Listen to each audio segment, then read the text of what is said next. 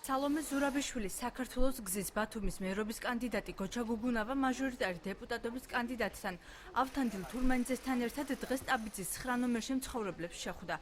ადგილობრივებს წინასაარჩევნო პროგრამა და ის პრიორიტეტები გააცნო, რომლის განხორციელებასაც გამარჯვების შემთხვევაში აპირებს. მოსახლეობას დღეს შევხვდით, ვილაპარაკეთ სოციალური პრობლემები აქვს, ვილაპარაკეთ უმუშევრობასთან დაკავშირებით.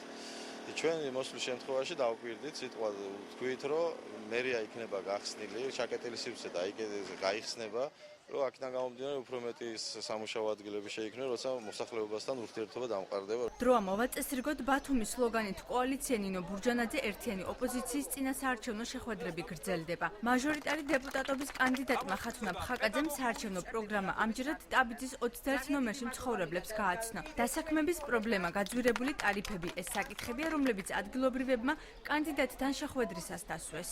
600-700 ლარიგის გადასახდელია ფასი, რო შევიყვანოთ ბინებში. კიდე მეორე არის ეზოში აქ კეთილმოწყობის სამუშაოები. მე ვპირდები აუცილებლად პირველ რიგში მოწესრიგდება ეს ინფრასტრუქტურა. მოსახლეობას ექნება საშუალება, რომ შეღავათიან ფასად შეიყვანონ გაზი. შეღავათიან ფასად მივცეთ მოსახლეობას იმის საშუალება, რომ მას კონდეს გადახდის უნარი. ირაკლი ხლონტი რეფორმატორების ბათუმის მერობის კანდიდატი და მაჟორიტარი დეპუტატობის კანდიდატი მირზასვანიძე ჯავახიშვილის ქუჩაზე ამომრჩევლებს შეხვდნენ. ადგილობრივებს საარჩევნო პროგრამა გააცნეს და არსებულ პრობლემებზე ესაუბრნენ. ქალაქის ურბანული განვითარება, მოქნილი მუნიციპალური ჯანდაცვის პროგრამები, შეზღუდული შესაძლებლობების მქონე პირებისთვის ადაპტირებული გარემოს შექმნა. მერობის კანდიდატი დავით დიასამიძე ამომრჩევლებს ჩამოთვლილი პროგრამების განხორციელებას გამარჯვების შემთხვევაში ჰპირდება.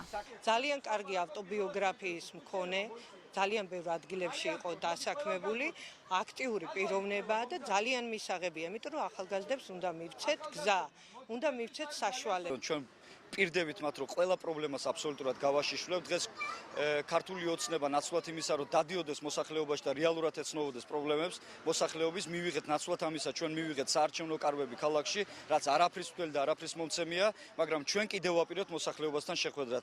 რათა ერთად სამუდამოდ ჩვენ მოვახდინოთ ძალიან მნიშვნელოვანი ინიციირება საკრებულოში პრობლემების, რათა ერთად სამუდამოდ მოხსნათ ჩვენი მოსახლეობის ლოკალური პრობლემები.